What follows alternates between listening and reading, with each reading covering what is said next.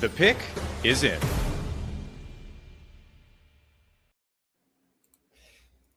The Nashville Predators have made another selection in the 2025 NHL Draft. I'm Gil Martin. I'm joined now by the host of Locked On Predators, and Kimmel, and the Preds have selected Ryker Lee with the 26th overall pick in the NHL Draft. How surprised were you by this selection, Ann? I was a little bit surprised by this selection. I think a lot of people felt like with these later first round picks that Nashville was going to target a defenseman, which they did. They moved up to get Cameron Reed. But I think they also felt that they were going to maybe select a goaltender or hometown favorite defenseman Blake Fiddler, which did not happen. So I think this is an interesting pick, maybe one that came as a little bit of a surprise to the Predators fandom. What does he bring to the table that led the Predators to select him with this pick?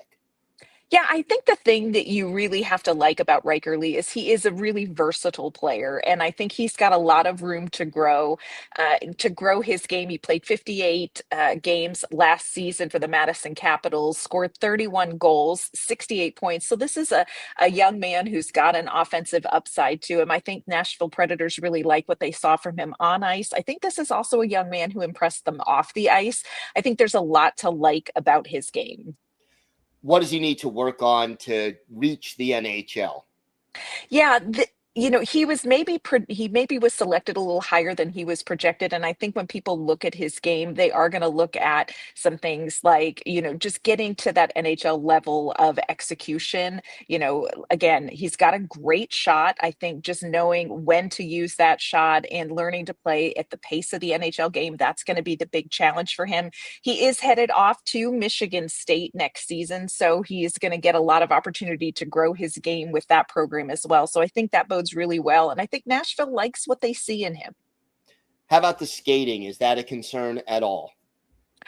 Seems to skate fairly well. I don't know that the speed is exactly where they want it to be, but I think that that's something that Nashville feels very confident that they can work on their players when it comes to. They have a great skating coach here in Nashville that has done a great job with some of these players coming in who maybe aren't quite where the Predators want them to be when it comes to skating. I think it was interesting. We got a chance to chat with Ryker Lee, and he talked about the fact that he had kind of a late growth spurt and grew, 12 inches in a very short period of time. And he said, I'm relearning how to skate and to play hockey in a 6-foot body now. So definitely some adjustments for a young man of 18 years old, but I don't think that's anything that Nashville doesn't feel like they can work on within their program here.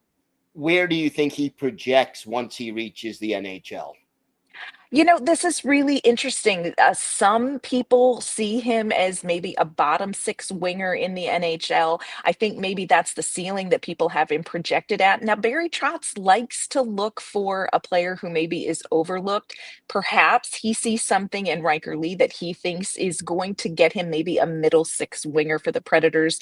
I think that's probably best case scenario. But again, this is an 18-year-old young man and a lot of room to grow his game. Overall, how do you feel about day one of the draft for the Preds?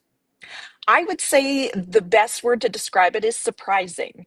I think we had some good ideas of what we thought Barry Trotz was going to do, but Barry Trotz today. And I think he selected 3 players that had sort of something extra. It wasn't just about on-ice skill. I don't think that it was just about statistics. I think Barry Trotz really liked what he saw in the young men that he selected. A lot of potential here, but very surprising. All right. Well, for continued coverage on Ryker Lee and all of the Predators picks, check out Locked On Predators. It's on YouTube or wherever you get your podcasts. And of course, it's part of the Locked On Podcast Network, your team every day.